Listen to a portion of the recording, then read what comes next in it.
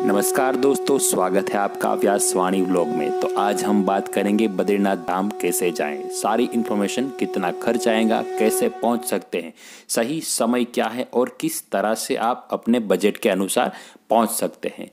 इससे पहले हमने केदारनाथ धाम का वीडियो बनाया है, तो उसे भी ज़रूर देखना। वीडियो का लिंक हमने डिस्क्रिप्शन में दिया है। केदारनाथ धाम यात्रा की सारी जानकारी आपको वहाँ मिल जाएगी। तो बात करते हैं बद्रीनाथ धाम की। तो बद्रीनाथ धाम भगवान विष्णु का हिमालय की गोद में स्थित एक पवित्र धाम है। ये मंदिर उत्तराखंड के चमोली जिले में पड़ता है और प्रमुख 4 धामों में से एक धाम है। हर साल यहाँ मई से लेकर नवंबर तक लाखों श्रद्धालु आते हैं और सर्दियों में काफी बर्फ गिरती है, तो सर्दियों में मंदिर के कपाट बंद रहते हैं। तो आप बद्रीनाथ धाम की यात्रा पर आना चाहते हैं तो सबसे पहले आपको होगा हरिद्वार।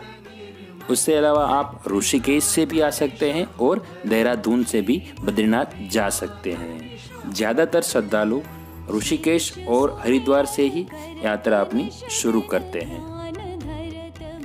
हरिद्वार और ऋषिकेश तक आप बस और ट्रेन दोनों से ही आ सकते हैं, तो दोनों की सुविधा उपलब्ध है। अगर आप फ्लाइट से आना चाहते हैं तो आपको नज़दीकी हवाई अड्डा पड़ता है देहरादून का जौलीग्राम हवाई अड्डा, तो आपको वहां से ही आना होगा। देहरादून हवाई अड्डा ऋषिकेश से तकरीबन 26 किलोमीटर दूर है। अब बात करते हैं सबसे सस्ता और आसान तरीके से आप कैसे बद्रीनाथ पहुंच सकते हैं।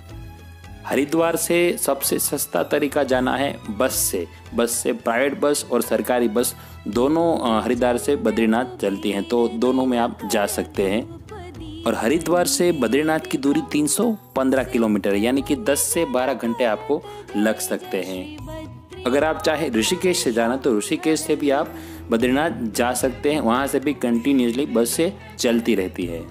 और ऋषिकेश से बद्रीनाथ की दूरी 295 किलोमीटर है। और बात की जाए टिकट की, तो हरिद्वार से बद्रीनाथ की जो बस की टिकट है वो 550 रुपये, और वो भी एक दिन पहले बुक कर लीजिएगा।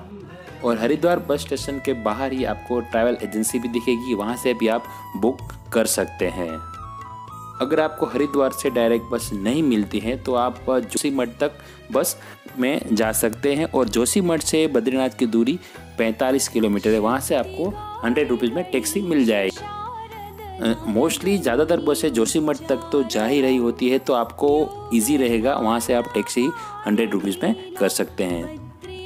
बस से अलावा आप टैक्सी करना चाहते हैं तो टैक्सी भी डायरेक्ट हरिद्वार से कर सकते हैं, जिसका किराया आपको 6 या 7 हज़ार रुपये पड़ेगा। यानी कि फैमिली के साथ है या फ्रेंड्स 4-5 लोग हैं आप, तो टैक्सी कर सकते हैं।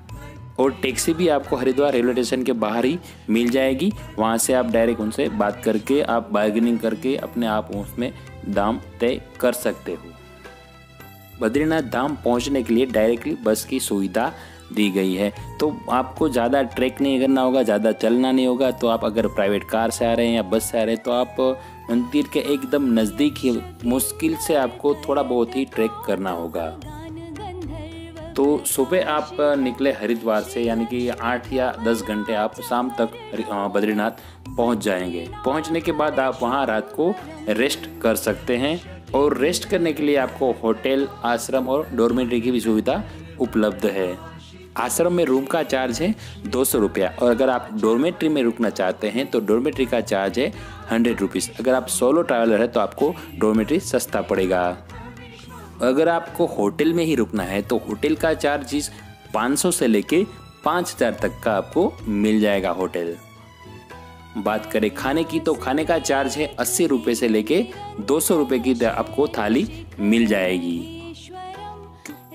धाम की तरह यहाँ कोई ट्रैक नहीं है, कोई चढ़ाई नहीं है, तो आपको घोड़े खच्चर का जो चार्ज है वो यहाँ नहीं लगेगा। रात को आराम करने के बाद अगले दिन सुबह आप जल्दी उठ के बद्रीनाथ जी के दर्शन के पहले आपको तप्त कुंड में स्नान करना होगा। तप्त कुंड एक गर्म पानी का कुंड है, जिसमें प्राकृतिक रूप से गर्म पानी निकलता है। तप्त कुंड में स्नान करने के बाद आप भगवान बद्रीनाथ जी के दर्शन कर सकते हैं। तो अब बात करते हैं यहाँ आने का सही समय क्या है। तो यहाँ मंदिर के कपाट मई से लेके नवंबर तक खुले रहते हैं, लेकिन मई से लेके जून तक काफ़ी भीड़ आती है, तो उस समय आपको सारी चीज़ें थोड़ी महंगी मिल सकती है। और जून से लेके अगस्त तक काफ़ी बारिश होती है, तो रास्ते काफ़ी ख़राब और ख़तरनाक हो जाते हैं। तो हो सके तो आप सितंबर से लेके नवंबर तक आए, तो कि उस समय आपको भीड़ भी कम होगी और सारी जो चीज़ें वो भी आपको अपने बजट में मिल जाएंगी और आप दर्शन भी अच्छी तरह से कर सकते हैं। अब बात करते हैं कितने दिन में ये यात्रा पूरी कर सकते हैं। तकरीबन 3 दिन में ये यात्रा आप पूरी कर सकते हैं। लेकिन आप बद्रीनाथ धाम के आसपास जो प्रसिद्ध स्थान है वहाँ भी घूमना चाहते हैं तो 1 दिन और बढ़ा लीजिए, यानी कि 4 दिन में यात्रा आप पूरी कर सकते हैं।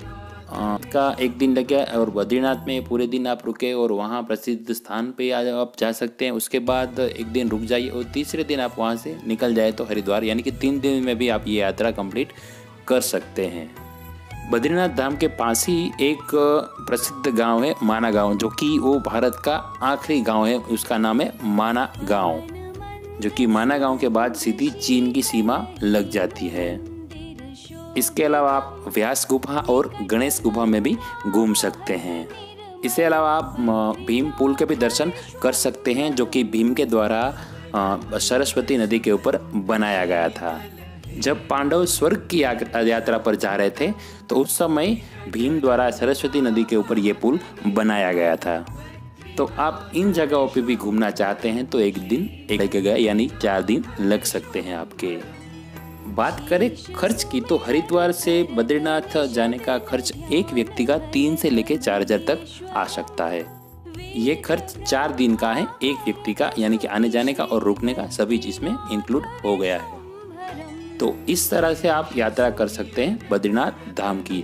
आशा करता हूं कि आपको सारी इन्फॉर्मेशन मिल गई होगी। फिर भी आपके कोई सवाल है तो आप कमेंट बॉक्स में लिख सकते हैं। तो वीडियो को लाइक और शेयर और सब्सक्राइब कर दीजिएगा और जो भी जाना चाहते हैं बद्रीनाथ धाम उनको भी ये वीडियो शेयर जरूर करिएगा। तो मिलते हैं नेक्स्ट वीडियो में। जय भोलेनाथ।